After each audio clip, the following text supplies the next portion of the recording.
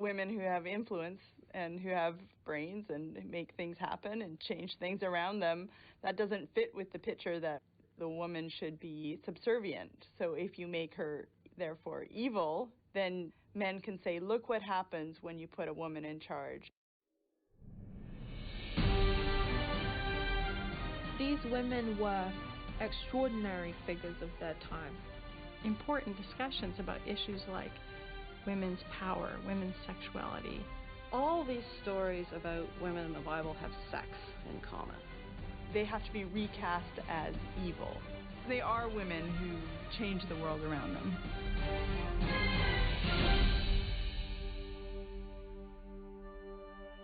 She's undoubtedly the most famous woman in the Bible. Even the irreligious think they know all about Eve. But much of what we've heard is really just malicious gossip. I think most people do not know the real Eve, the Eve as presented in the Genesis account, because culturally we have a lot of baggage that we have placed on Eve. Certainly the history of the interpretation of this story, Eve has taken much of the fall, and in the history of art, you often see Eve portrayed in a very seductive manner. Even the serpent often has a female head. There's this perception of women as evil and seductress. She's the seductress who tempts Adam with her sexuality in order to make him fall.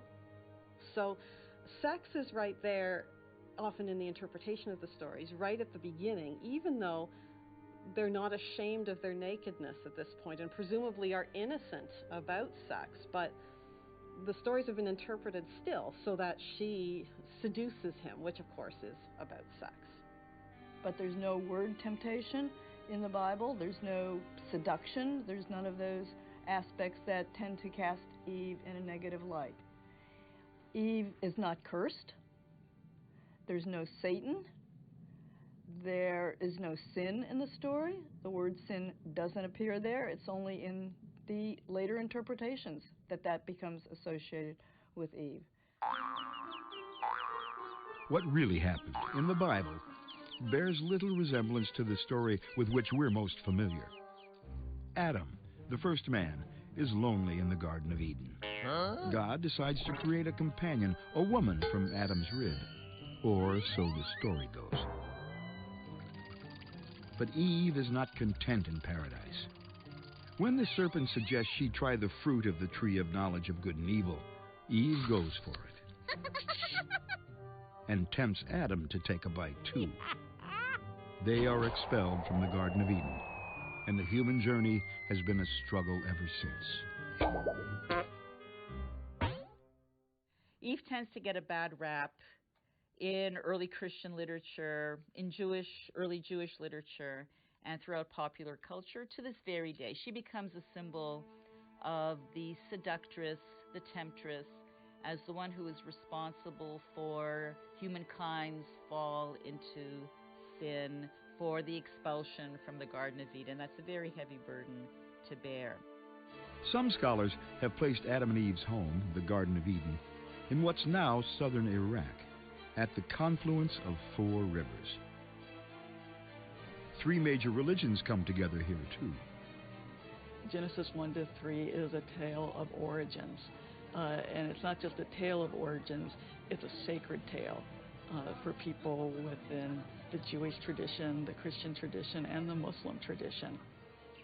Over centuries, different interpreters added their 2 cents, undoubtedly affected by the times in which they lived. The story gets reinterpreted, and then that interpretation gets elaborated and emphasized and grows over time, so that you get the woman as the devil's gateway, for instance, in Tertullian. And the rest is history, as they say. That theme continues with some permutations and variations and so on. But it becomes very prominent in Augustine, one of the most important church fathers. These earlier interpreters, Paul, Tertullian, Augustine, they set the stage for understanding Eve as a sort of inferior figure to Adam, and therefore women as inferior to men. In the 17th century, Eve's reputation as a notorious fallen woman was sealed in the epic poem Paradise Lost by John Milton. He had a very hierarchical view of the universe. God, humanity, animals, and within humanity, the hierarchy meant man, woman, under man. So he has taken that domination theme literally and played it out in his depiction of the first couple. Milton is fairly kind to her. He doesn't make her an evil character, but he makes her unwise, very easily deceived by argument. Where Adam is heroic in that version. Adam gives himself up and eats the fruit because he loves Eve so much he must have her. And why is this old story of what happened at the dawn of creation still important? Because for centuries, it has had a profound effect on intimate human relations. So often when people try to imagine, what does it mean to be a man? What does it mean to be a woman? They return to Genesis 1 to 3, and interpretations of the text therefore have enormous social payoff in our own time, because however we construe these original human beings, we will see them as the model for contemporary human beings. In today's popular culture, Adam and Eve have also become strikingly secular symbols. Search the internet for references to the first couple, and you'll quickly come upon dating sites that focus on finding your soulmate. That is, if you don't first stumble across sites selling sex toys. If you Google Adam and Eve, the first hit that you will get is Adam and Eve sex toys. If you were to Google Christian online dating sites or Adam and Eve online dating sites, you'll find all kinds of hits. Some of them really focus on Adam and Eve as soulmates. But what did Eve actually do to earn such a naughty reputation? In popular mythology, from the moment of creation, it's been downhill for woman's reputation. The idea that woman is the root of all evil is not something actually found in the Genesis story, but baggage that has been given to her from interpreters who have had issues with women and have projected that onto the account. Initially, God gave man and woman both the same jobs: to look after every living creature and to be fruitful and multiply themselves. Genesis provides us with two creation stories. In the first one, male and female are created simultaneously. There is no hierarchical relationship between them. They are both addressed by God. There's a first human, often identified as Adam, but in fact, the word that's used to translate man at the beginning of the story is a generic term. It's a generic term for a human being. One can make a very strong case for the fact that the first human created by God is gender inclusive or non-gendered, either way you want to look at it. And then there's this cosmic surgery, because God says that there's something wrong. If there's only one of these things, there need to be a pair, because God understands that procreation comes through copulation, so you need a matched pair.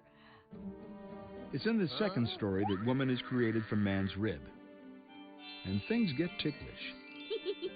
If you just read that story on the surface level, it really does seem that woman is created to meet the male need for companionship.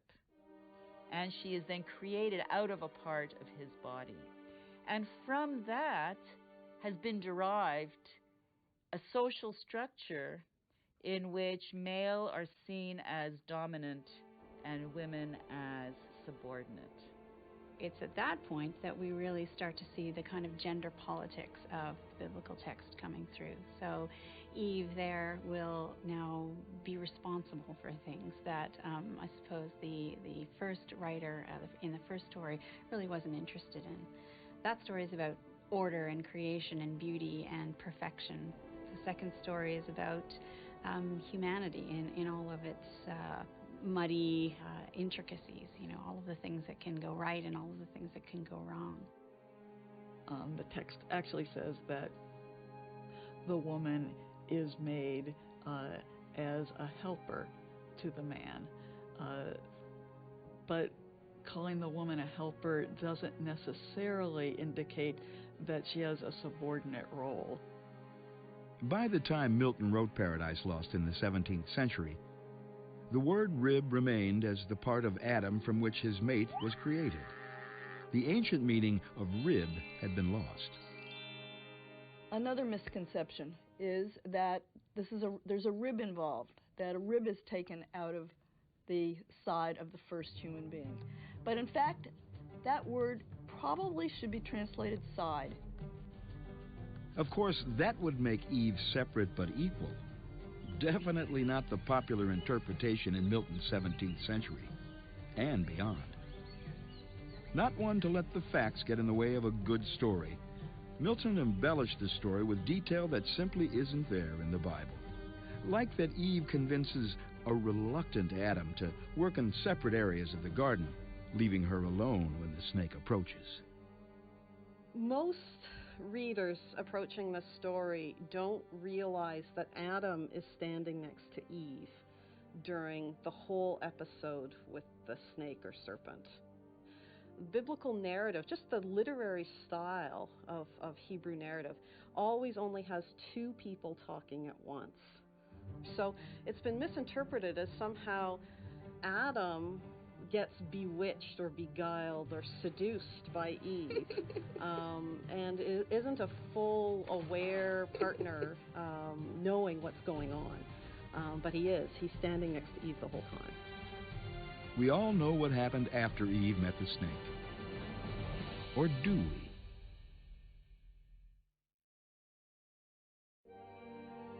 When Eve tempted Adam with that apple from the tree of knowledge of good and evil, she got them booted out of paradise forever.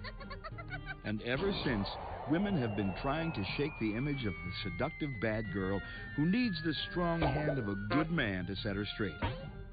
But none of that's in the Bible. The Bible doesn't even name the famous fruit. Eve might have handed Adam a pear for all we know. So the question is, how does the apple get into the picture in the first place? It comes from the Latin translation of the Hebrew scriptures, and then the play on words with the Latin word malum, which means apple, but it also means evil. And so that's how you kind of get that cluster of images around the apple. So that's one of the ways in which we know that ideas that developed about the story long after the story took its final shape have been kind of superimposed on the story, so that without going back to look at what's actually there, people think they know what's there. The snake did choose Eve to approach with the offer of fruit from the tree of knowledge of good and evil. The snake approaches her, not the man. Presumably, like most women, she's more vocal, more articulate, and it makes more sense to have for those kinds of reasons, not because she's gullible or stupid or prone to evil, but simply because she's a better dialogue partner. And of course, she ends up saying, yeah, it's a good idea, I better have some of that, and she takes the fruit and gives some to the man, and he eats too. One of the things that's really interesting about that scene is that she's really the active, dynamic character. The serpent plays on Eve's curiosity. What the biblical story shows is Eve as someone searching for knowledge and wisdom.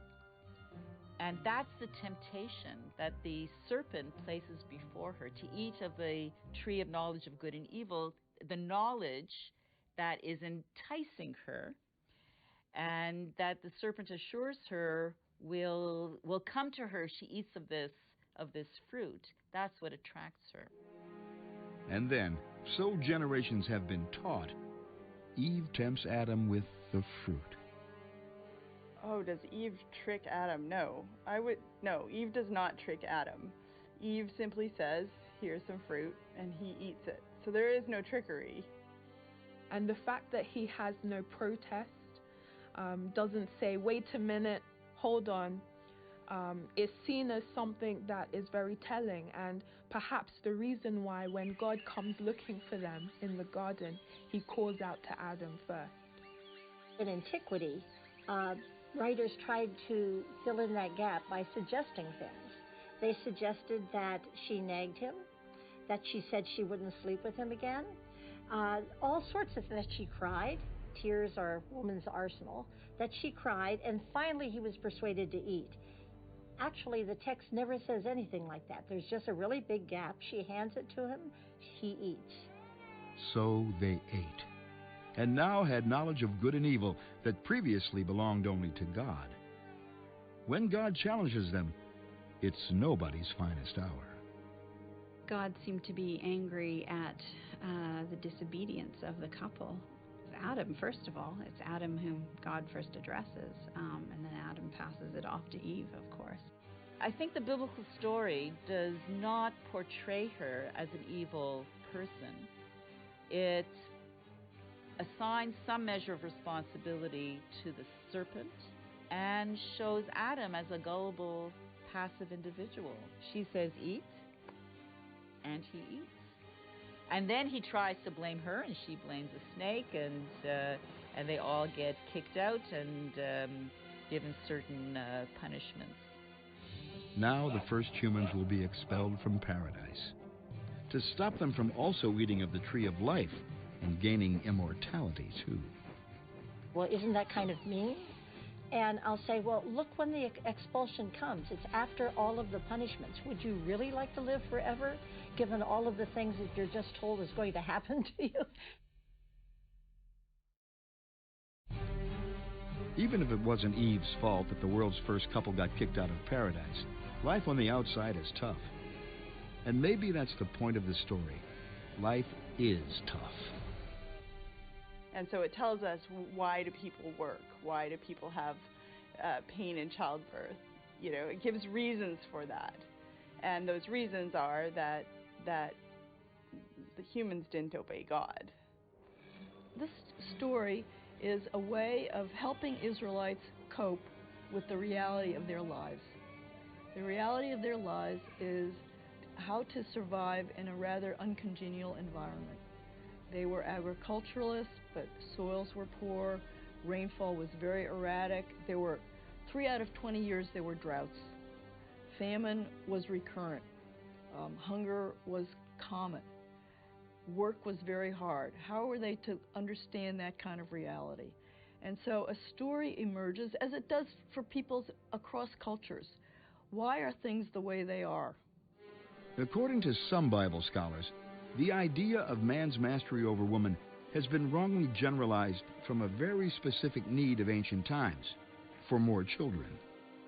The infant mortality rate was such that most women would have had to bear twice as many children as they wanted to have living children. So the sexuality in here is the man's call. The wife doesn't get to say, "I'm sorry, dear, I'm too tired tonight," basically is what that's all about. The dominion is not a general social dominion. It's in keeping with the theme of that one verse, that a woman has to have multiple pregnancies. She will be turning towards her husband, and he has to have the right to have sex with her whenever it's the time. And this is not about general dominion. Some feminist scholars have gone further, claiming Eve as the mother of science. Well, this is what some women, feminist scholars have argued. Since we are going to be accused of eating of the tree, and the emphasis is going to be on us, which is not biblical, but since it's going to take place, then we're going to appropriate that term and say, okay, if we're the ones who ate of the fruit of the tree, then aren't we the source of all knowledge? Aren't we the source of reason? Aren't we the first scientists? The lesson for modern man, Christian or not, may be in contemplating the consequences of our choices, when we put our own desires and ambition above living in harmony with the natural world. In Genesis 1 and 2, even though we have two distinct creation stories, they do have some similarity. And that similarity, I think, is founded on the idea that this is the way things were. There was once a time when there was no predator or prey. Humans basically lived in harmony with their environment, but also in harmony with each other. And then with Genesis 3, what happens is everything falls apart. All of the harmonious relationships that you have in Genesis 1 and 2 are now fractured, including the relationship between humankind and God. Far from being the temptress who caused the fall of man, Eve can now be seen as simply one half of the couple who initiated the human journey. This is a painful thing that all of us as humans have to confront. We have to confront that we have been introduced to experience. Just as in the Garden of Eden, Eve and Adam were introduced to experience. And that's something that we have to cope with. It does color our world, it alters the landscape, but it is something that we can live through.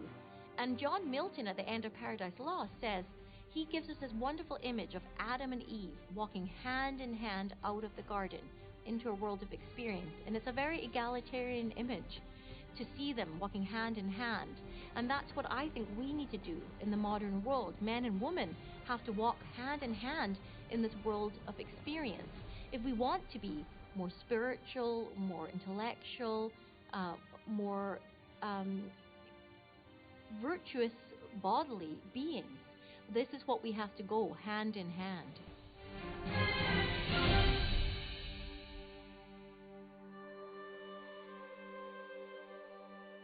When she cut Samson's hair, the Hebrew strongman lost his power, and Delilah became a synonym for temptress. But was Delilah a bad girl, or just badly misunderstood? Even people who go to church or synagogue regularly aren't that familiar with the stories in the book of Judges. Yet Delilah is a well-known figure, and she's well-known for being seductive and a temptress. Delilah is all about sex. She's all about sex from the beginning, because her story comes in a series of stories about Samson having sex with inappropriate women.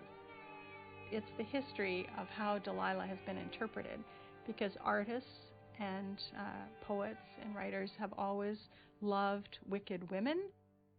Well, the Delilah story is, of course, the Samson story, and understanding where Samson sits in the book of Judges is a very important thing, it seems to me. The book of Judges begins by telling you this is not going to be a happy, upbeat story. Israeli's strongman Samson had a weakness for harlots and foreign women. When he spotted the beautiful stranger Delilah, his hormones went into overdrive. They became an item. Samson had a secret, the source of his superhuman strength. The Philistines wanted to take him down and offered Delilah pieces of silver to discover his secret. She used her womanly wiles. Twice Samson lied, but the third time, Samson spilled. He'd promised God to never cut his hair. As he slept, Delilah took his hair, and with it, his power. Delilah becomes a kind of a synonym for the powerful seductress, the powerful temptress, who will use a man for her own purposes. There are references, oh, she's a Delilah, and it refers to a type of woman who will manipulate and exploit and take advantage of a man who's vulnerable in some way. There seems to be a tendency among readers and interpreters and people on the street to put all of these women from the Hebrew Bible, from the New Testament, into the category of prostitute, when the biblical stories give no justification for it whatsoever. By placing her story right after the story of the prostitute, the assumption is easily made by the readers that Delilah is a prostitute as well. The text never calls her that. The text never names her as a prostitute. She's just Delilah, and she's a woman who lives in the Valley of Sorek. And the Valley of Sorek is border country between the Philistines and the Israelites. As described in the book of Judges, 13th century BC Israel was a loosely knit union with military men like Samson in leadership roles. His downfall, at Delilah's hands, would pave the way for a new society ruled by kings. Delilah was an outsider from the valley of Sorek on Israel's southern border with Philistia. What I think we are meant to understand is that she is some kind of foreigner. She is in some way an enemy to the Jewish people or to the nation of Israel. So she is an outsider that is a threat. The whole story takes place in the context of an ongoing conflict between Israel and the Philistines, where the Israelites are struggling to free themselves from Philistine domination. And when Samson was conceived, it was predicted that he would be the one to begin to free the Israelites from Philistine oppression. So at the point where he meets Delilah, he falls in love with her, and her compatriots see in this an opportunity to finally bring Israel down by finding a way to rob him of his strength. I think in some sense one could read it metaphorically as that very common thread in the Hebrew Scriptures, which is if one would mix with the other, with the foreign woman, that Israel is losing its sort of purity and its chosenness. And so it's always a warning against any kind of mixing with the other. This is an interpretation that has been suggested that the cutting of the hair is a symbolic castration. His power, which is the kind of an amplification of masculine power, is completely removed from him by the act of cutting his hair. Of course, it takes two to tango. Samson may have been a strong man physically, but he sure wasn't leading the dance intellectually. She tells him right away, right from the start, what she wants. Tell me how it is that you're so strong so that you can be bound. Tell me what it is that makes you so strong so that we can make that go away and you won't be strong anymore. Samson has never seemed to me to be the sharpest knife in the toolbox or the brightest star in the sky, or however you would, whatever metaphor you'd want to use. What always strikes me is that he doesn't seem that concerned with the fate of his people. Samson clearly has no great deep admiration for women.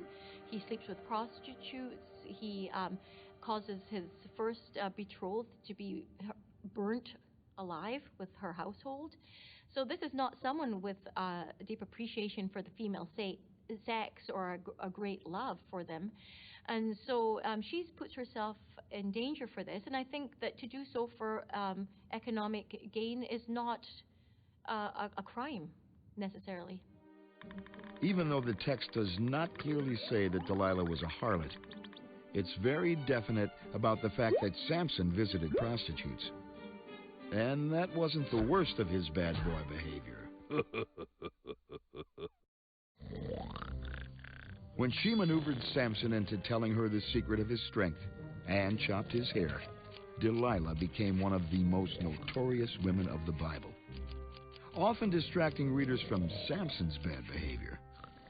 There's a measure of narcissism to Samson, where he's always, instead of looking towards God, he's turning his eye inwards to himself. And this is ultimately his downfall. Samson, who seems more or less oblivious to the fate of his people and to his important role as a judge, and he just follows women around. He falls in love with women all the time. Unsuitable ones, usually the daughters of his enemies. And every time he loses, but he keeps on doing this. He has no sense of delayed gratification, that you can want something and don't get to have it right away, which is something we have to teach our children. But Samson never seems to have learned that. Whenever he wants something, he wants it now. He's like a teenage boy. Samson is one of these figures who is so caught up in his brute strength. He'd be equivalent nowadays to men who spend a lot of time in the gym and look in the mirror to see themselves, build their muscles. This was not a guy you'd want as a next-door neighbor. doesn't seem to act in a way that we would consider particularly godly or appropriate. He likes wine, women, rude jokes, carousing. He set people on fire quite happily, and he's like an overgrown child. I think it's a very, very violent culture that he's in, and that the only way to save your people is to slaughter your enemy. But he becomes obsessed with the slaughter. In fact, Samson's rap sheet was a mile long. He's not supposed to drink. He's supposed to live a very holy life. He is a judge of Israel. At the same time, he is going to harlots in Philistia. He's just following women around against the judgment of all the people around him. Yet he's a leader of Israel. He doesn't seem particularly wise in any matter. Samson is not the man in the Bible who I personally would pick as being a reliable breadwinner. So if I were in a relationship with Samson, I would want to have my own bank account. And what a temper. Furious at an attempt to turn him over to his enemies, the Philistines, Whoa. Samson broke free, grabbed the jawbone of a donkey, and started swinging. The Bible says he killed 1,000 men. So he does these foolish things, but at the same time it's also a humorous story about the stupidity of the Philistines, who are able to be killed in their thousands by a man wielding a donkey's jawbone. A hero in Israel for his strength. By the time Samson met Delilah, he was public enemy number one for the Philistines. And after 2 decades of apparently going straight, Samson was drawn back into what's clearly his sexual obsession. Sex with foreign women, and preferably paid sex. I think perhaps Samson underestimates women. And it's not that they are wicked seductresses, but that he fails to see that they are actually a force to be reckoned with in the world, and that their force is often verbal or linguistic, and that he doesn't take this into account. And so Samson, this is another of his failures. By emphasizing the vulnerability of women, he makes use of women as prostitutes, and by underestimating them, he ultimately is unable to overpower the female. And it's not due to any deceptive power in the female. When Samson fell in love with the beautiful Delilah, he fell hard. With this woman who's not identified as a prostitute, but was a foreigner, from the valley of Sorek. It's hard to understand why he so foolishly reveals his truth. And this is why, historically, Delilah is seen as this great seductress.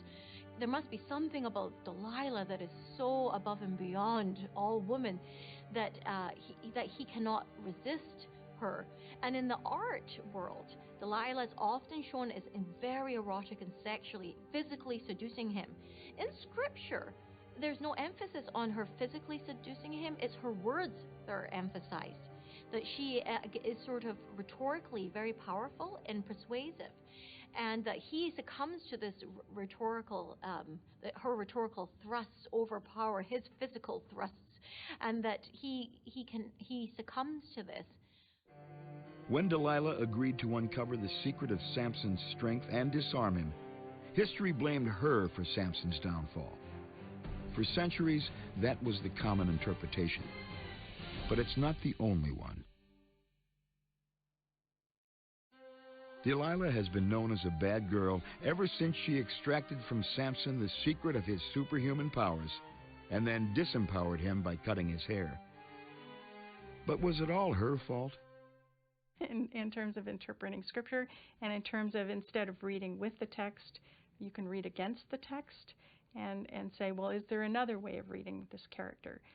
Perhaps you could see her as a woman who wanted to provide for her own, and a woman who takes initiative, who does what she can to get what she wants.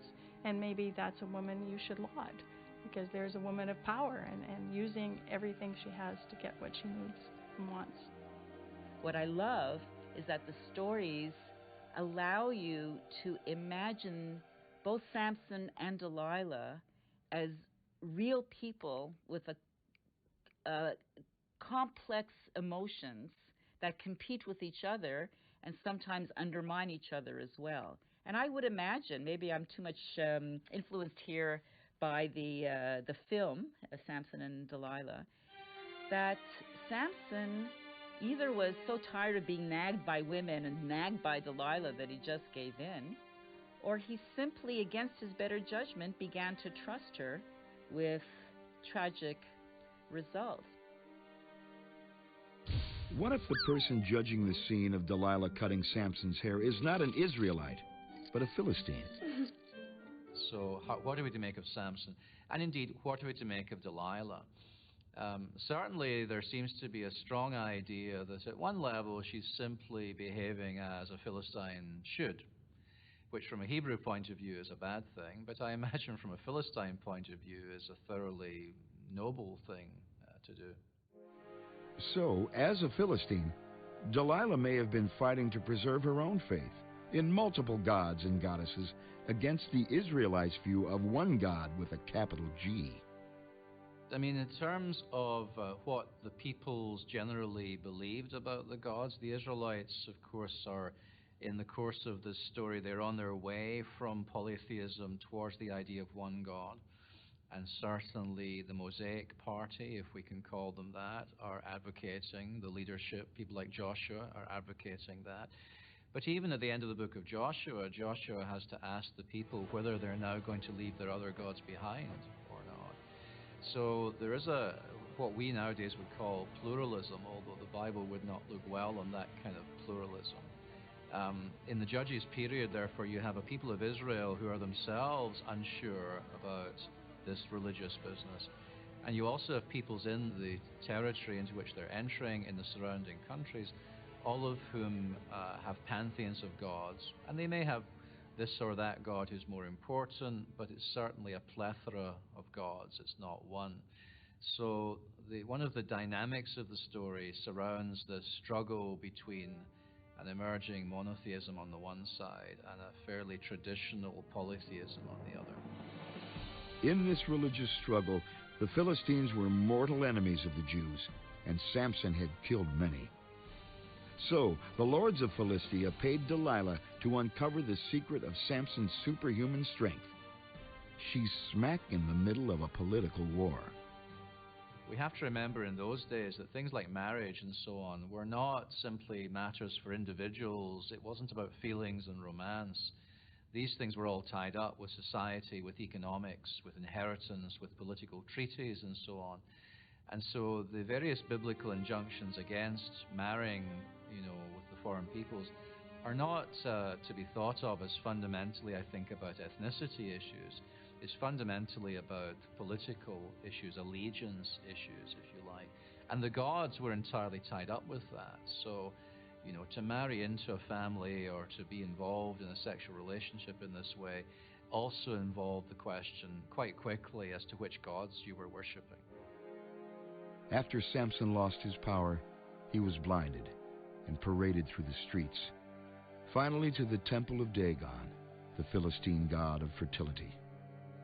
He becomes a wonderfully tragic figure, whereas earlier on in the Samson saga, he comes off a little bit as a buffoon. In the end, he redeems himself completely. There, God gave him back his strength, and Samson brought the temple down on the Philistines and on himself. But what happened to the beautiful Delilah? Over centuries, Delilah became a symbol and lesson to both men and women about the power of female sexuality. I think Delilah is one of the women who did use her beauty and her feminine wiles to get her way with men. And certainly that's how she's been interpreted in the 19th century by women. Harriet Beecher Stowe has a piece on Delilah, and she portrays Delilah as a very wicked woman, and she's the kind of woman whose life is a lesson for the rest of us. But Samson does get that chance to bring down the temple on the Philistines. But in the end, he redeems himself in some fashion in terms of at least taking measures to free his people from Philistine domination, which was the promise given to his parents when he was conceived to begin with. He's the Rambo figure of the Book of Judges, it seems to me. You know, he goes in guns blazing, but the trouble is, you know, it's rather indiscriminate, you might say, and he's not visibly somebody living by God's law, which is the larger context of the story, of course. Moses has given God's law. The reader inevitably is measuring the various characters against that standard. And by that standard, Samson falls fairly short. And he ends his life, of course, in an act of personal revenge, essentially.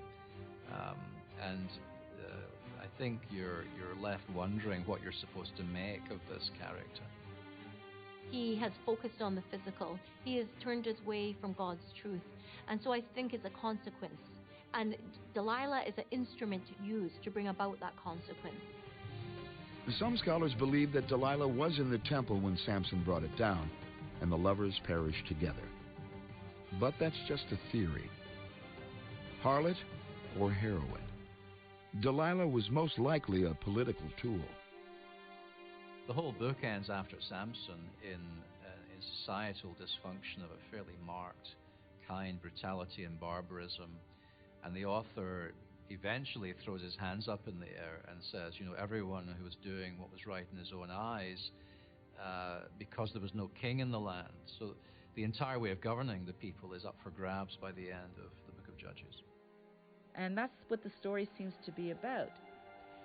Now, of course, Israel ends up with a monarchy, including King David and King Solomon. And so the Book of Judges, in a way, prepares the reader for that move. This is why it was necessary. Really, it wasn't ideal. But in the end, these judges were so problematic, to put it nicely, as leaders, that there was no choice. Israelite society was not going to continue, because here we have a judge who's just running around after women and not doing his job as a judge. Delilah was most certainly an instrument in Samson's spiritual resurrection. Beyond that, a significant chapter of Israeli history may well be built on the story of this notorious woman, Delilah.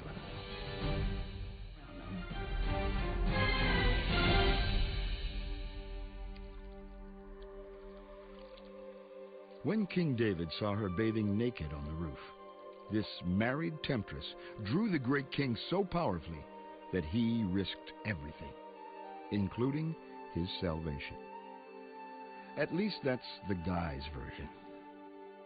On the side of her being the seductress, people have said in the past, well, why was she bathing on top of the roof? And she purposely positioned herself there because she knew that King David would be walking around on his balcony.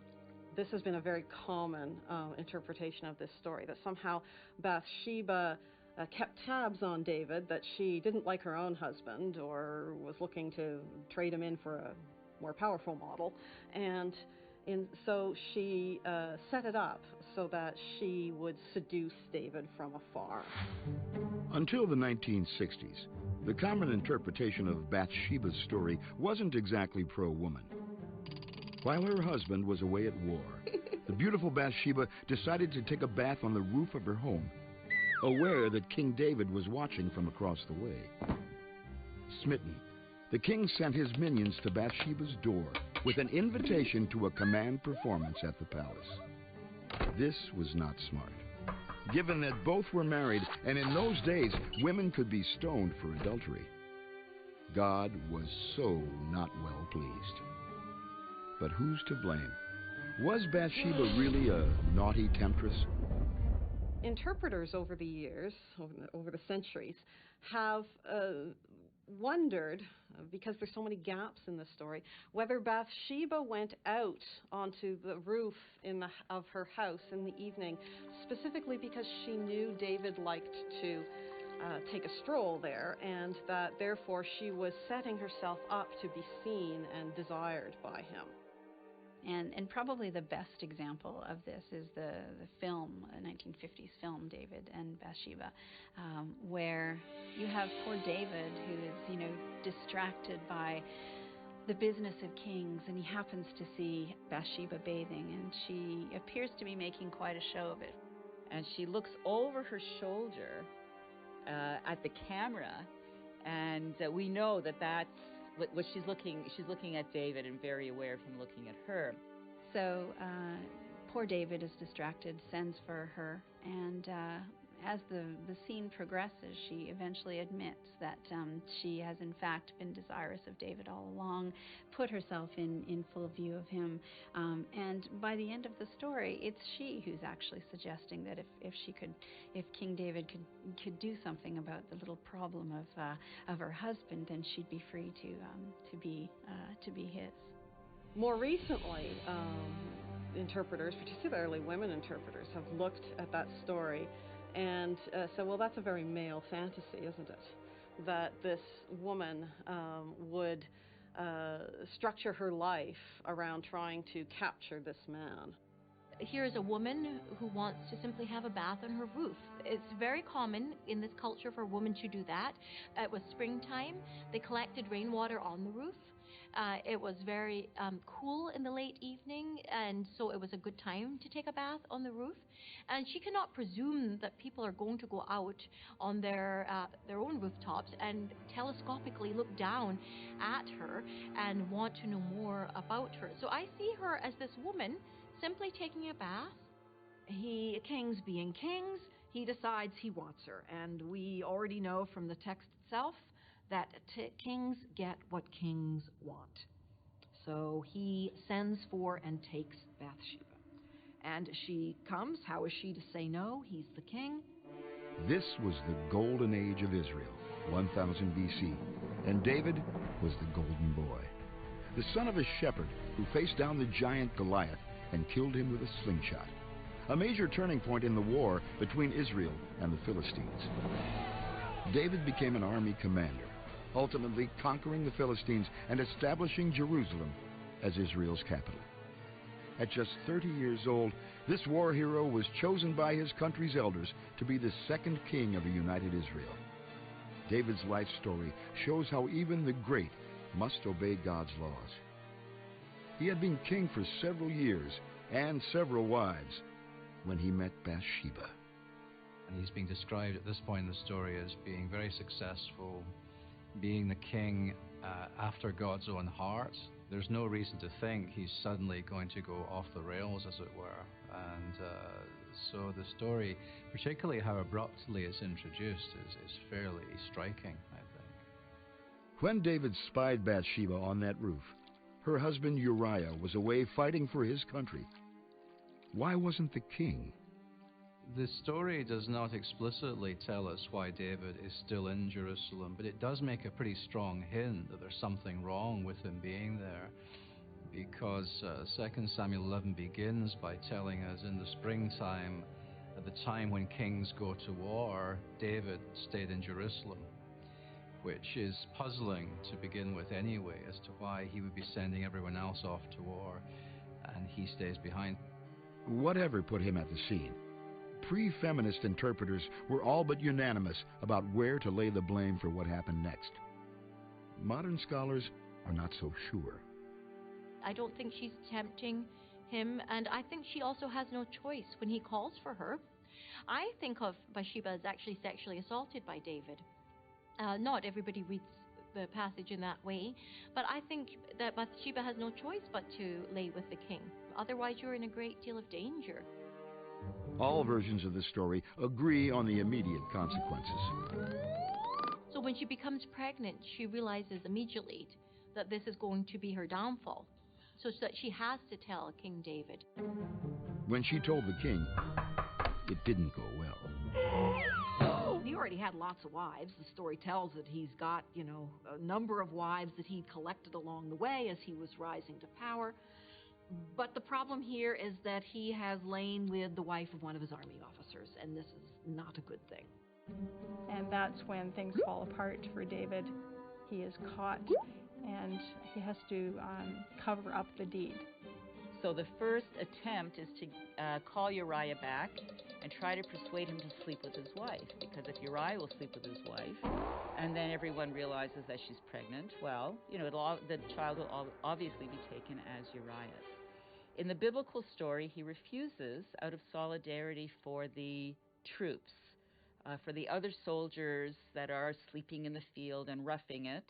How can he come home and sleep with his wife and enjoy those pleasures when others are not able to do so? So he's very noble and he refuses. For one night with Bathsheba, the king had betrayed a loyal soldier. Will he murder for her? Bathsheba was pregnant with his child when Israel's beloved King David made her his queen. But hold on, she was already married when she met David, to a soldier named Uriah. Uriah was one of David's mighty men. He was an honorable man, someone that any woman in that time would have wanted to be married to. He was someone who was so honorable that when David tried to cover up his affair with Bathsheba and invite Uriah back to sleep with his wife so as to cover up the paternity, that Uriah said, no, because my fellow men are at war, how can I enjoy my pleasure when they are at war? Uriah is deliberately sent by David to the front lines, obviously as a way, hopefully, of having him killed off and removed from the story, and that's exactly what happens. He's set up so that David can keep his hands clean. David doesn't actually, thrust a sword into his belly or poison his wine or anything like that. But David is just as much guilty of his murder as the mob boss is who orders a hit on somebody. He puts the plan into motion. He thinks, he organizes it. He tells his loyal henchman, Joab, what to do. And he sets him up. He gets one of his generals to put Uriah right at the front of the action, sets him up so that he's killed. And then Bathsheba can become the next wife in the royal household. She mourns his death, but then she's willing, even though she may not love David, she has had a child with David. She realizes perhaps that she has very few options as a widow, and so she is willing to be integrated into his household, and therefore thereafter start negotiating the place for herself and the place for her son. For David, this episode with Bathsheba really is the turning point of his rule. From now on, David's family is going to be under attack, and he is going to face some family situations which really no father or no husband wants to face. God was not pleased with David and sent the prophet Nathan to tell him so, in the form of a rather tricky parable. Well, Nathan comes to confront David about what he's done with Bathsheba, but he doesn't do it directly. He tries to draw David into implicating himself. So he tells him a story about a rich man who had many possessions, including many sheep and cattle, and a poor man who just had the one lamb. And somebody comes to visit the rich man. The rich man insists on using the poor man's one sheep as a meal for the visitor. And of course, this outrages David, and he says, well, somebody who steals something like that from a poor man must surely die. And Nathan, of course, jumps on that and says, you have done exactly that with Uriah. You've taken this poor man's wife, even though you are a king with all of these riches and resources. David would be punished through his children, his dynasty. The child he conceived with Bathsheba lived only 7 days. This is a terrible punishment for David to lose a male heir, because that is someone that could rule for him. So it's not a daughter that he loses, it's a son.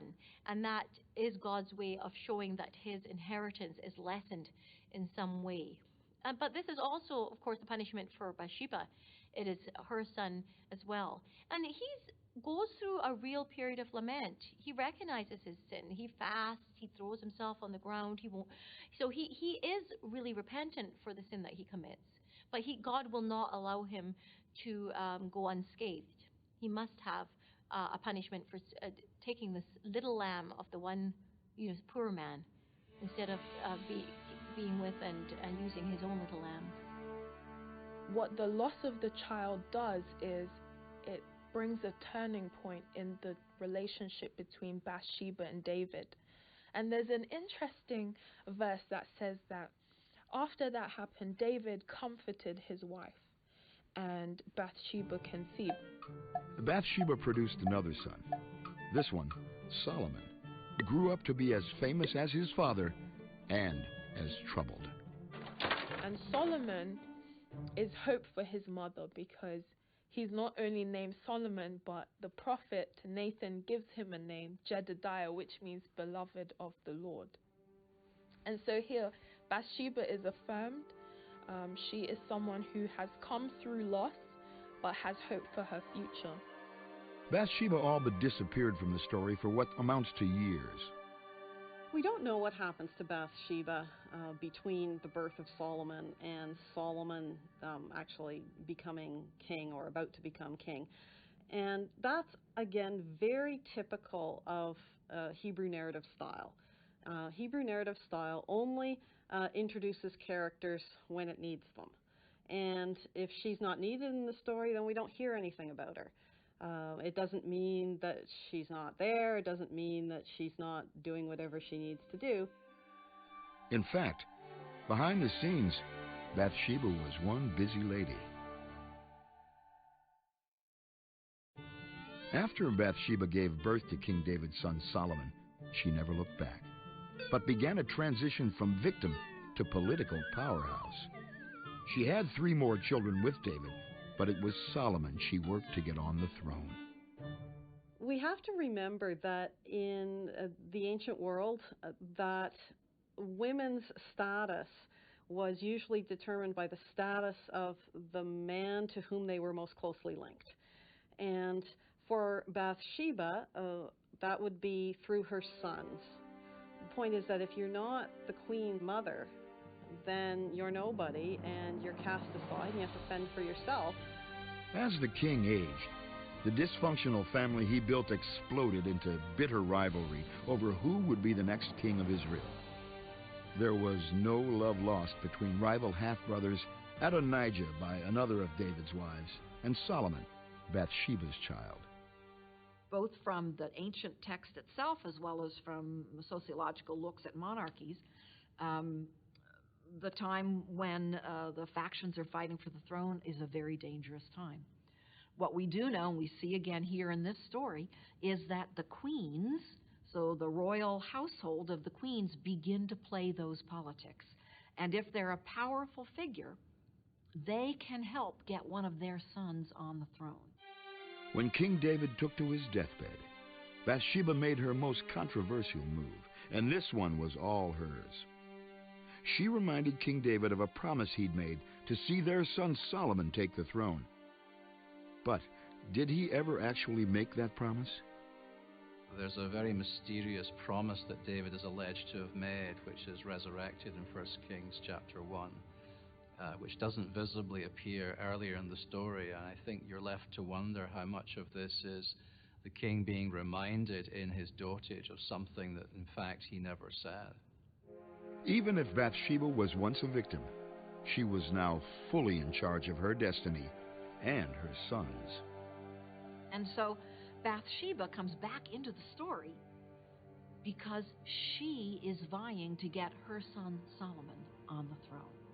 And as David is dying, we have a very interesting portrait where she lines up with a priest and a prophet.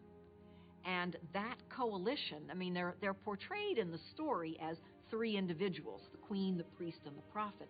But what they represent, most probably, is 3 factions. So she's got a priestly faction and a prophetic faction behind her.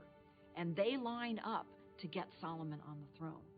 So while the initial take on Bathsheba is pretty opaque, it looks like she's sort of a pawn of David in being taken as kind of a royal concubine. by the end of her time, she ends up being the most powerful queen because she gets her son Solomon on the throne. Solomon took his father's place as king of Israel. With her son on the throne, Bathsheba's position was unassailable. She meets Solomon to ask him for something, and he goes to meet her. He bows before her. He sits down on his throne, and then he calls people to set up a throne for Bathsheba. And so here, Bathsheba is not just another one of David's wives after his death. She's not just the mother of the king, but she is the queen mother. Bathsheba had transformed herself from plaything to powerhouse. When her son Solomon became king of Israel, Bathsheba proved to be a surprisingly benevolent queen mom. By the end of the story of Bathsheba, she is someone who has grown, has matured. She's no longer passive, very active, a complex character, and she is a woman to be respected and to be reckoned with.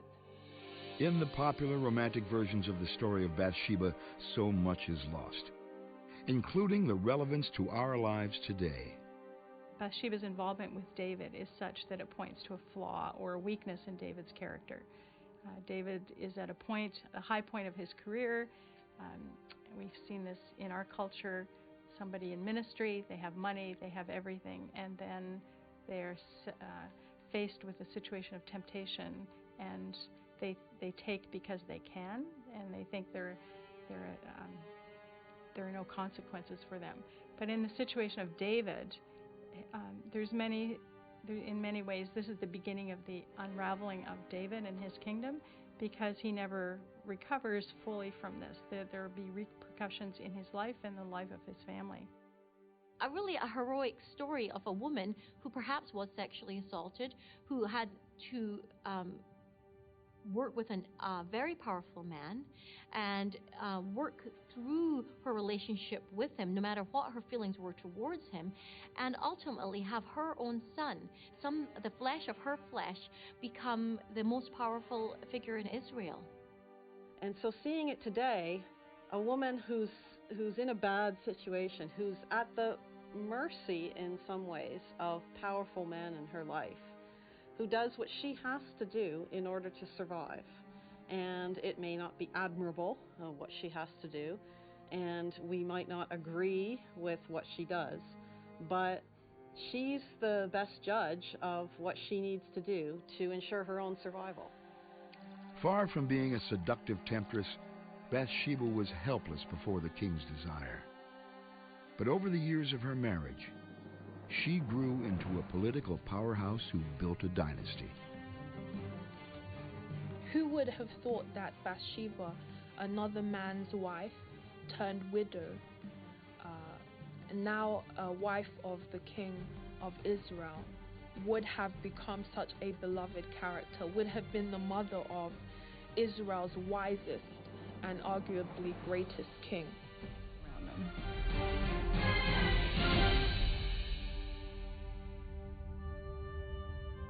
Jezebel.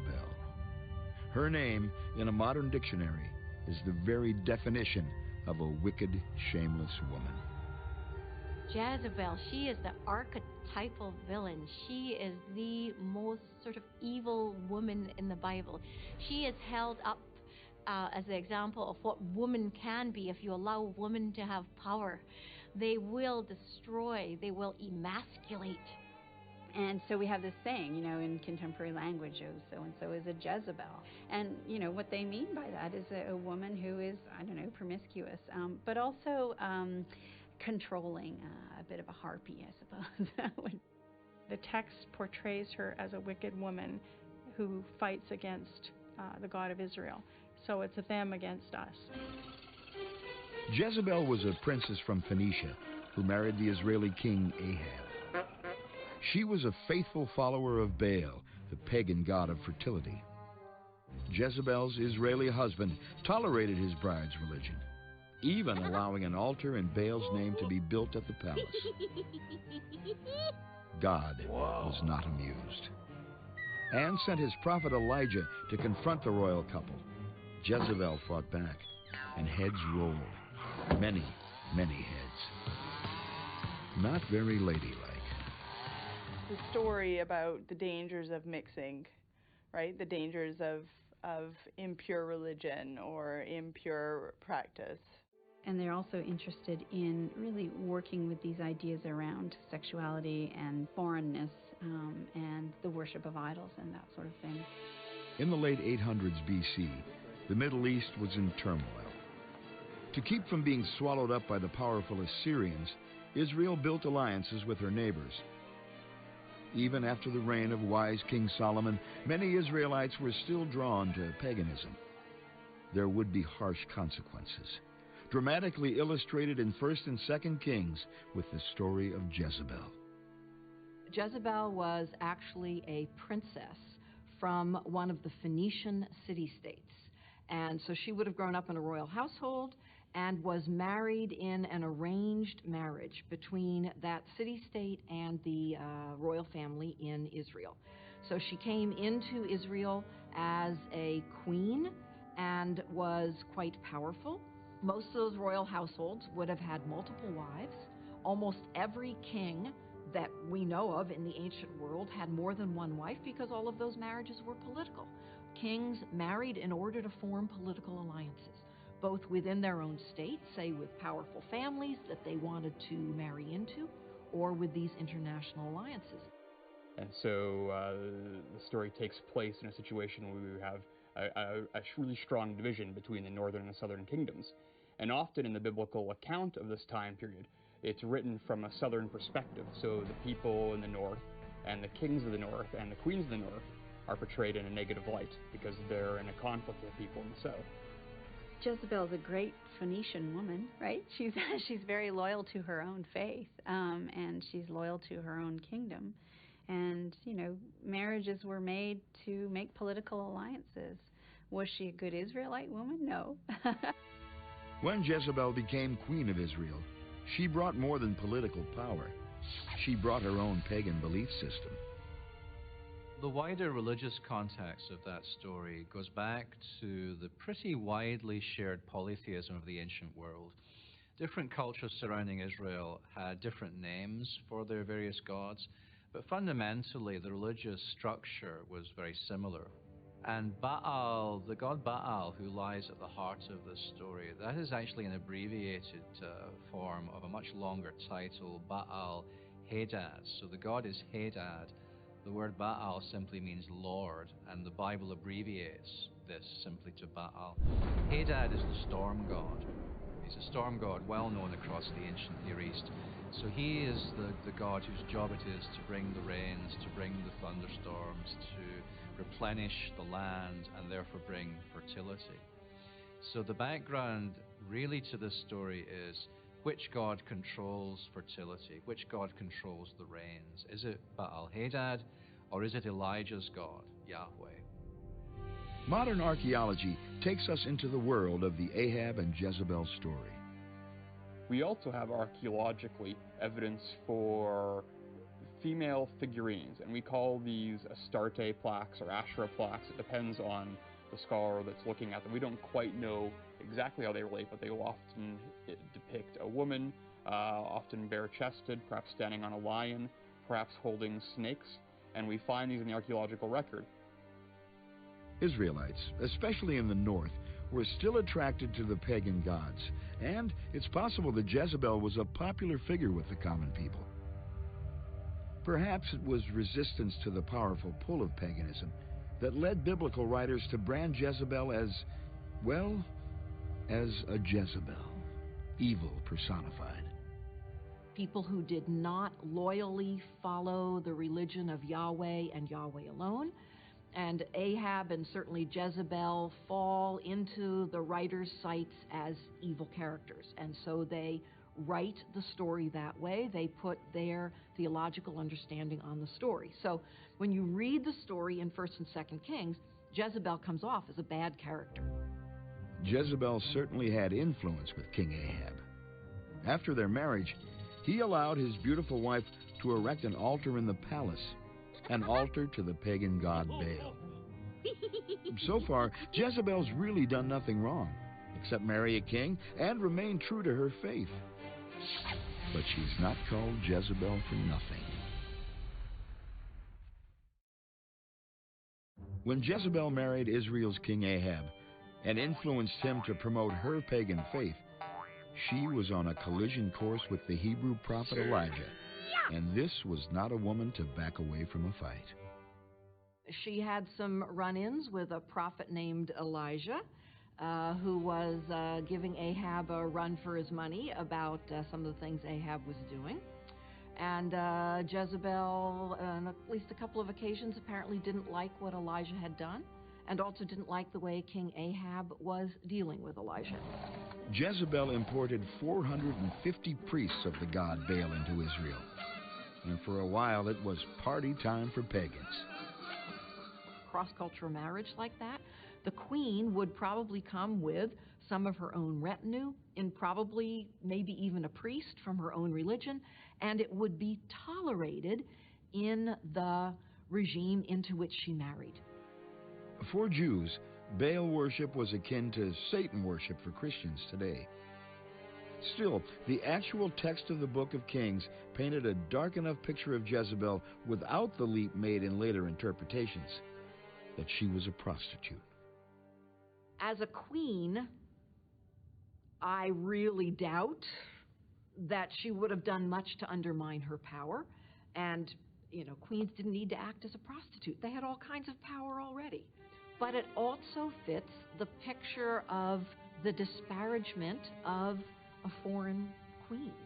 If you want to rally the troops around those who are most loyal, then anybody who's foreign is automatically suspect. And one of the ways you can always discount women is to question their morals.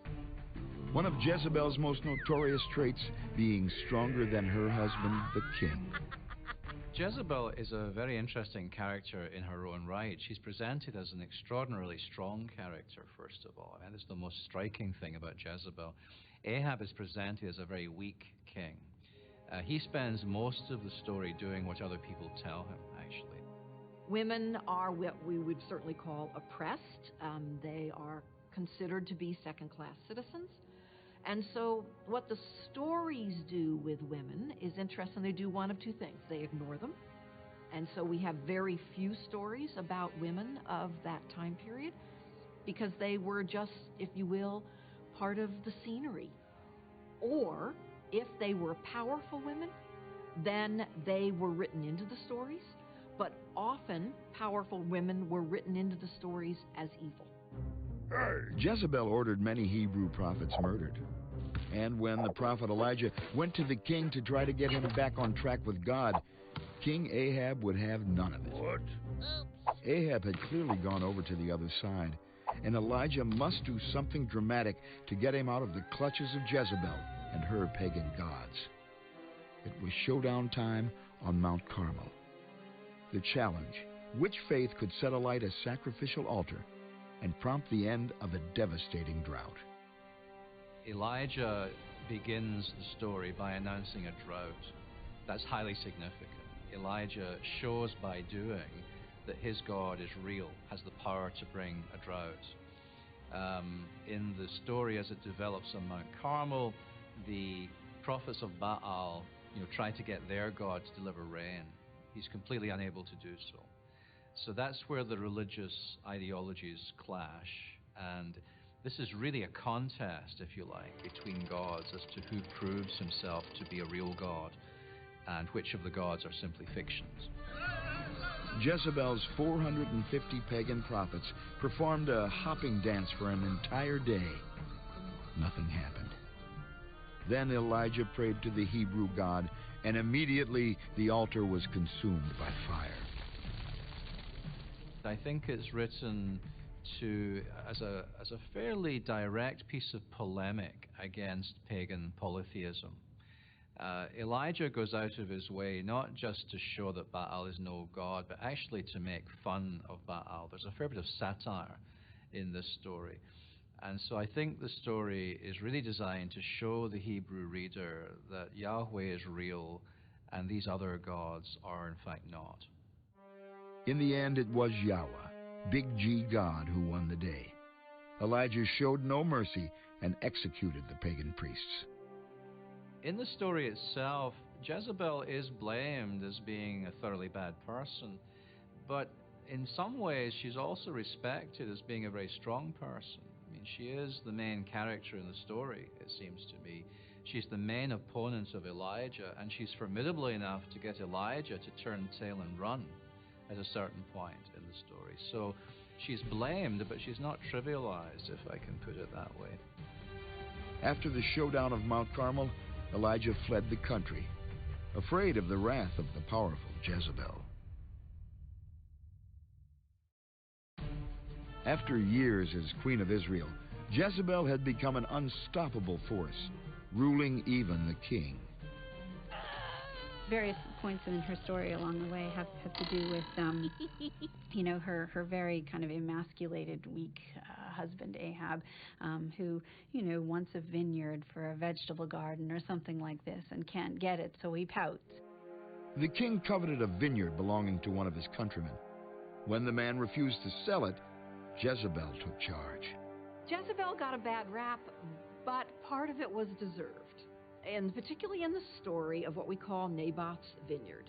And it's a story where you really see a characterization of Jezebel as a powerful queen, a powerful actor who takes charge. Her husband is moaning and groaning and very sad, sorry for himself that he can't get the vineyard of Naboth, and she said, "I'll get that for you." And the background to the story is it takes place in Jezreel, which is the summer capital for the dynasty. It also happened to be the second palace for this dynasty. And so the king apparently wants to take over a vineyard that's next or near the palace. And the reason Naboth won't sell is because that vineyard is really not his to sell. It is owned probably by his extended family. And land tenure in ancient Israel, as far as we understand it, for peasants and just regular landowners, land was held by an extended family. How Jezebel got the vineyard will forever brand her as an evil, scheming, heartless woman. And Jezebel just says, in essence, "You wimp, I'm going to get you that land." And apparently she has no scruples about just doing anything necessary to allow the royal family to take over land. So she concocts a scene where she gets the elders of Jezreel to bring a fraudulent charge against Naboth that he has cursed the king and cursed God, which was, at least as the story was written, was apparently a capital offense, and so he could be stoned. So there's a feast, and the elders of the city bring this fraudulent charge against Naboth. Everybody believes it. He is taken out and stoned. She does arrange for the death of Naboth in a very unjust and cruel way, but she does allow for that so her husband can have what he wants. Now, you could read that, you could read it in a way that Jezebel is a Lady Macbeth, this horrible Lady Macbeth that says, "Aren't you a man? You must be a man. You must fight for what you want. Don't let yourself be pushed around." And in some ways, if a man did that, that might be seen as heroic. She completely undermines any legal processes. So yeah, she's a bad character. Now, she's probably no better and no worse than any other king who wanted to take the land of peasants. They found nefarious ways to do that. They were in charge. They were the king. And if it wasn't outright seizure, then they did a variety of other ways to undermine the peasants' ability to hold on to their land. So, yes, she's evil, but again, she's no more evil nor less evil than other kings and queens of the time. But certainly, she's evil. I agree. And now, Jezebel had truly unleashed the wrath of God. The prophet Elijah returned to Israel to warn the king that he must pay for his sins, and that a truly terrible fate awaits his pagan queen, the powerful Jezebel. King Ahab repented, and God spared him in his lifetime, but denied his ambitions for dynasty. Queen Jezebel survived her husband. There was warfare going on at the time between her husband's dynasty and a neighboring state. The king eventually lost his life in one of those wars, but she was powerful enough as the queen to become what in that time was called the Queen Mother. And so 2 of her sons succeeded her husband on the throne. But where there is no repentance, there would be no forgiveness. And the day of reckoning comes when a particular army officer named Jehu is anointed by one of the prophets to be the new king. He kills the reigning king, which is one of Jezebel's sons, and manages to slaughter the whole royal family, and in a coup seize power. And his final act in terms of getting rid of the previous dynasty is to kill Jezebel. Even with her husband and sons dead, Jezebel was too powerful and dangerous to live. Archaeologists have found the place where Jezebel probably stood. You can stand on the tell, the archaeological mound where this place was, and you can look over the Jezreel Valley and imagine Jehu coming quickly in his chariot. And her death scene is very heroic. She beautifies herself. She's very much like Cleopatra. She puts on her makeup, stands by the window, and accuses Jehu of being an assassin, and associates him through allusion with an assassin. So she's very courageous, even as she's thrown out of the window and trampled to death by the horses, and her blood spatters everywhere. Can we say that she's wholly virtuous? No. But here's a woman who stands up for her religious beliefs. She believes in Baal, and she wants to fight for her gods. Now, from a Jewish perspective, a biblical perspective, that's the wrong thing to do. But within her own belief system, she is trying to be a pious follower of her religious beliefs. Within the Jezebel and Ahab story, the message is simple. Without faith in God, one true God, there is no chance of salvation. The story in the Old Testament is not there to teach religious tolerance, but to teach the lesson that the God of Israel is the true God. And you need, that you're always given the choice. You follow God or Baal or Yahweh, and you're given a choice, and it's not both and. A Judahite community was struggling for its own power in the Persian Empire, and so to be able to create stories and legends and about how they are pure and foreigners are problems is one of the strains of thought in the post-exilic period. And the Jezebel story plays right into that, because she can be seen as a power holder who's a foreign queen who was really nasty. You've got these stories from an earlier text that make her look that way, and it plays right into that. So, modern meditations on Jezebel's story turn up this other food for thought about our human tendency, when the going gets tough, to look for villains outside our own tribe. A figure like Jezebel becomes perfect for the kind of black and white thinking. There's no gray in the middle. You're either completely evil and you're going to hell in a handbasket when God comes back to set everything right, or you're completely good. I don't think she was any better or any worse than any queen of her day. Be that as it may, the writers write her story so that she becomes the foil of evil. Then what happens is her story begins to live on, if you will, outside of the pages of 1st and 2nd Kings. And over centuries, the name Jezebel became synonymous with harlot, harridan, hussy. But the biblical character herself is better described as fierce, formidable, and pagan.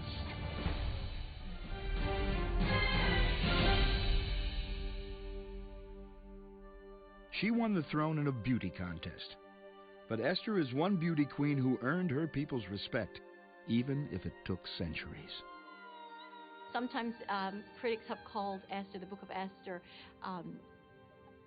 a work that contains a Miss Persia contest. It's like a Donald Trump contest where somebody has to come and be the most beautiful sort of woman. Jews have celebrated Esther's story with the Festival of Purim. And some experts believe the story was actually written to explain the festival. It's traditionally a light-hearted affair, with celebrants dressing up as the characters in the story. And this is a very fun story, but it's a very bawdy story in a way. And there's all sorts of hints of extreme drunkenness, elaborate feasts, seduction, all of these hints of things that we don't necessarily think of when we think of biblical stories from Sunday school, but they're all there. I think the character Esther herself has been looked at in a negative light by a lot of scholars, by a number of scholars, who don't expect a heroic biblical woman to be engaged in the arts of seduction. King Xerxes of Persia was throwing a party. A big party. A little the worse for wear, he called his beautiful first wife to come and show off in front of his mates. But Queen Vashti refused. So Vashti becomes a woman of strength and courage. Even if it costs me my life, I will not do this. And so for many women, she becomes the model of defiance. The ancient readers of this would have found this quite comical, in that here's this queen refusing to obey his orders. And later feminist thinkers have seen Queen Vashti as being more of a heroic character because she refuses to bow to the patriarchy. Furious at her disobedience, the king took Vashti's crown and advertised for a new queen, beautiful, virginal, and hopefully more compliant. The king is worried, and the advisors are worried, that if you have a situation where a woman can disobey the king, this is going to mean that women all over the region, all over the empire, are going to be disobeying their husbands. So they're greatly concerned about the possibilities of the social order collapsing here. I think in ancient autocratic societies, as in modern ones, in a way, of course, everyone has choices, but the choices are, realistically speaking, very constrained. I think if you're summoned to be part of the royal harem, you have a choice, but the choice is probably living or dying. The Jewish courtier Mordecai thought his beautiful cousin Esther could win the crown. Yeah. At his urging, she spent a year getting ready for her audience with the king. Many lovely virgins went before and returned the next morning empty-handed. When it came Esther's turn, the king was smitten. And Esther is not only beautiful in the face, we're told, but she's beautiful in her form. So she has this wonderful body, this wonderful facial appearance.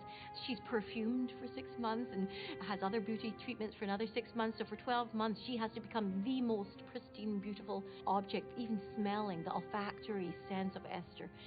And so this is what I think he's drawn to. I don't think he sees any depth to Esther, but she can use that beauty as a vehicle of power. And that has nowadays, in modern terms, this is now being called erotic capital. She knows how to play the politics of the court. She knows when to appear, when not to appear, how to play her role. She operates in this context very astutely. Feminist scholars often feel uncomfortable with her and other females who use indirect means to achieve their goals or to achieve a measure of authority or power. They prefer figures like Vashti because Vashti overtly and ostensibly and directly denies a request of the king. Besides being young and female, Esther was also disadvantaged as a foreigner. A young Jewish girl living in exile in Persia around 480 BC. So there are situations where Esther doesn't, she purposely hides the fact that she's Jewish, and she's advised to do so, and so she hides that fact. A queen like Esther would fit into the social world in a kind of a double way. Because she's part of an oppressed minority, she would be in danger. So that even though she's an elite character, her position would not be guaranteed. She could be vulnerable. By bringing her husband news from cousin Mordecai of a plot against the king's life, Esther solidified her position. And this was where the plot thickened. The king's right-hand man, Haman, rounded up the plotters and killed them. He also required everyone to show loyalty by bowing to him. One man refused, Esther's cousin Mordecai. As a Jew, it's against his religion. And so this starts the whole crisis out, where Mordecai won't bow for Haman, and this just drives Haman nuts for whatever reasons. He just can't stand the idea that somebody is not bowing down before him. So Haman got the king's permission to execute all Persian Jews. Of course, Xerxes didn't realize this meant his beautiful bride. You can read this as a comic story making fun of the Persian Empire, making fun of this extremely drunk and ill-tempered king who isn't so concerned with his people, but is more interested in feasting and drinking and building a large harem for himself, and he leaves the arts of governance to his advisors. Through it all, Esther appeared oblivious, living the good life as the king's favorite. When Mordecai asked Esther to intervene with the king, she was suddenly faced with a momentous choice: risk her own life or abandon her people to certain death. She won the throne through a beauty contest. And now Esther's been thrust into politics head first, asked to intervene with the king to stop a massacre of Jews. The crisis comes when Mordecai, her uncle, is in trouble, and her people are at risk, and he asks Esther to step up to the plate, and she knows that she could lose her life by doing this. One of the initial acts of bravery that she engages in is that she appears before King Ahasuerus without his permission, and the book makes us aware that this is a danger for her, because we are told that if you do appear before the king without his permission, he can have you executed. Absolute obedience is required. So I think that rather totalitarian, autocratic context helps to point up by way of contrast Esther's courage, for example, in going to see the king. And Mordecai gives her a bit of a pep talk, saying, you have to do this, it's important for your people, you're in the same boat as all of us, right? If you don't do this, it's going to be bad for all of us, and there will be another deliverer, somebody else will rise up and help us, and so you really have to do this. And so some scholars have taken that as a pivotal moment where Mordecai steps in and shows that he's the real hero. But I think of this more as a literary situation. This builds suspense, this signals to us that what she's doing is heroic, that what she's doing is dangerous, and it provides us a sort of story of her internal thought process. Esther took her time, fasting for 3 days. Yes, I think what is very interesting about Esther is that she does have a legitimate fear. I think this is natural. This is what makes Esther human. This is why both male and female readers should come to the book of Esther and read it. She's not a one-dimensional character. Fasting is certainly part of Jewish worship, and the fasting that happens in the book of Esther is one of the few overtly religious things in the book. The book itself really thinks of God as being very much in the background, involved. So the fasting is significant, but it's very muted. It's a very quiet way of implying that these are religious people. Esther actually is thinking very clearly through the consequences of what can happen to her. She realizes that, like Vashti, she can also be executed, even for entering this inner court. And she wants to weigh the benefits and the costs of doing this. So it's almost as if she's undertaking a cost-benefit analysis. Is this something to do? On the third day, Esther dressed in her finery and went to see the king to invite him and Prime Minister Haman to a special banquet, at which she'll be asking a favor. At the beginning of Esther, Xerxes wants Vashti to come to a feast to be an object, to be gazed at. Well, actually, Esther gets the king to come to the feast. He becomes the object. She becomes the subject. So there's a reversal of roles at these feasts. And through her taking the role of overseer of this feast, then Xerxes' mind can be changed. So she fulfills actually what Vashti couldn't do. At one point, when Haman is favored by the king and invited to Esther's banquet, he goes home and tells everybody about his feats and about his honor and how everybody else praises him. And Jewish people will know that only a fool praises himself. And so there's also that anticipation in the audience that this guy is going to come to a sticky end pretty soon. After the banquet, the king was sleepless. Esther still hadn't told him what she wanted, and reviewing his records, the king discovered that he hadn't honored Mordecai for helping save his life. Esther prepared another banquet. What's she up to? Obviously, time is running out, and she then plays with time, which I think helps the audience to get more anxious. Another banquet, this one to honor Mordecai. The stage was set for Esther to make her move. She finally told the king that she and Mordecai are Jews, and the mass execution order Haman was about to carry out in the king's name was her own death sentence. I think she succeeds with the king through these feasts and through the reasoning that she does with him, saying, "Did you know?" Introducing this information to him in a slow and careful way, taking her time to negotiate this complex social and power dynamic. And so she is able to slowly introduce information in order to accomplish this end. And when he realizes that Haman is there to destroy the people, he can take that information that is being shared in a conversational way, in a non-threatening social environment. And then in that position of power, she asks the question, and the king is willing to give her what she wants, and she asks for her people to be freed.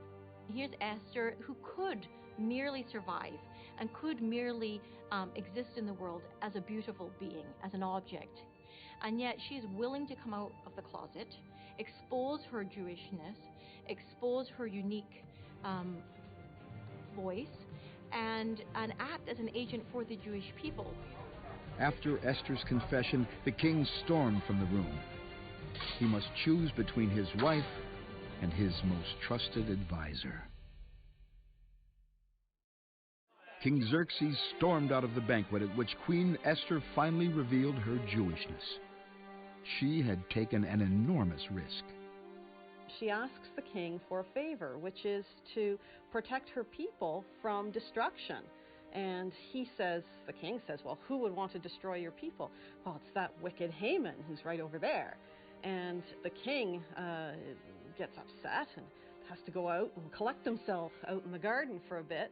And while he's doing that, Haman, who realizes that this can't possibly be good for him, throws himself on Esther's dining couch and begs for mercy.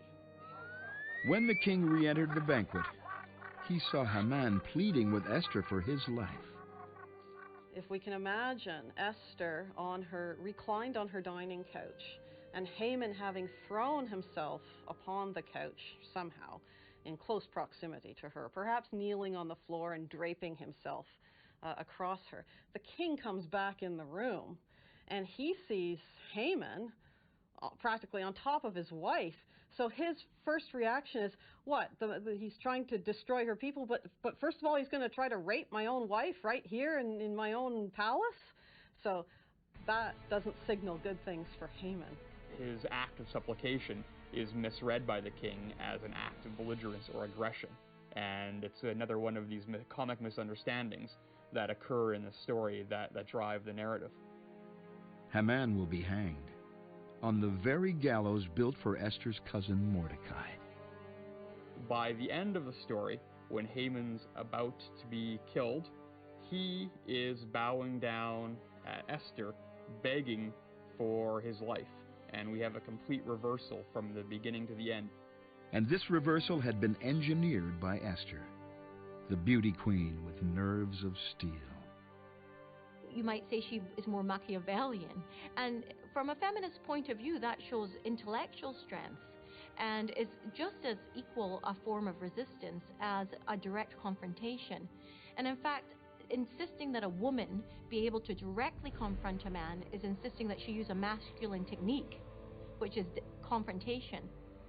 In a sense, she becomes the heroine because she's able to take advantage of her social position and get on the inside track with the powers that be to protect her people.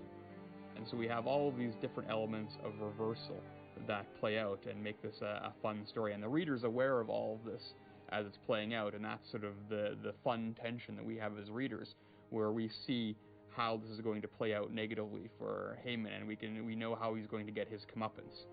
You know, she purposely hides the fact that she's Jewish, and she's advised to do so, and so she hides that fact. She sets up the situation to play out in a way that she wants to play it out, so she's kind of working behind the scenes, maybe perhaps lying, although I think deceit is maybe a better way of thinking of it. Of course, it's the appropriate retribution, because Haman was planning to kill Mordecai, Esther's uncle, on a gallows that he had specially prepared. Haman is, of course, hung on that very gallows. Just one problem. By law, even the king could not rescind royal edicts. The order to massacre the Jews still stood. It's a very strange ending to the story, where this king, who seems to have the power over everything, the power of life and death, but he doesn't have power over his own drunkenly issued edicts. So he has to issue another edict that will hopefully cancel that out. And in some ways, that's making fun of the Persian Empire's bureaucracy. It's also making fun at it's making fun in some ways of the powerlessness of this king, and there are hints of that throughout. King Xerxes gave the Jews permission to fight back and allowed powerful allies to help them. 75,000 people would be killed, including Prime Minister Haman's 10 sons. After the Holocaust, Esther's story of assimilation was seen in a new light. The story of Esther and its humor changes dramatically, I think, after World War II. You know, I think when an ancient person was reading this story and they get to the end of the story where it describes thousands of people being slaughtered, right, and the potential for murder on a mass level, I think this wouldn't have been taken too seriously in ancient times. I think this would have been seen as all part of a fun story. Nobody would have taken this seriously. This wouldn't have been really possible given the technologies of the time. But I think after various periods of real oppression that Jews have felt, this story takes on more somber tones. And I think especially in theology post-Holocaust, a story about the potential genocide of the Jews has less humor in it than it would have in ancient times. When we talk about a post-Holocaust audience, that means us non-Jews as well as Jewish readers must read that story with horror and danger. After the Holocaust, Esther's assimilation and complicity in her objectification became more readily understandable as survival techniques. Esther uses her sexuality in the way that she was meant to do. She can use the erotic power she has as a form of cultural capital, and instead of using it in a way that's humiliating or derogatory, she uses it as a vehicle to communicate truth about her people and to save her people. So it's a very important book in terms of modeling what a person like Esther, who's a woman, she's a minority, she's not in a position of power, and yet she uses everything she has for the good of her people. And in some ways, I think this is one of the messages of the book for an audience in the post-exilic period when the Jews are not in power and they live under foreign domination, is that like Esther and her uncle Mordecai, you bring to the table what you have, you use what you have, and in the end, you can serve your people well. The story of Esther is really an encouragement to other Jews in the diaspora that you can make it. You can be two things. One, you can survive, but most importantly, you can be true to your own faith. You can be true to the God of your ancestors, true to your religion, even as a Jew in a foreign land. And in fact, you can kind of win over those who might oppress you by being true to who you are and by being true to your faith. This is not someone who's challenging society on every level. She doesn't have to go into every aspect of life and overthrow it and turn the world upside down. So she is like the everyday woman in modern society nowadays who in her own way can contribute to the good of society, who can use her virtue, her courage, her intelligence to negotiate very complex male-dominated structures in order to assert the truth and to bring the faithful throughout history and to move them throughout history. A complex and controversial character, Esther grew from beauty queen into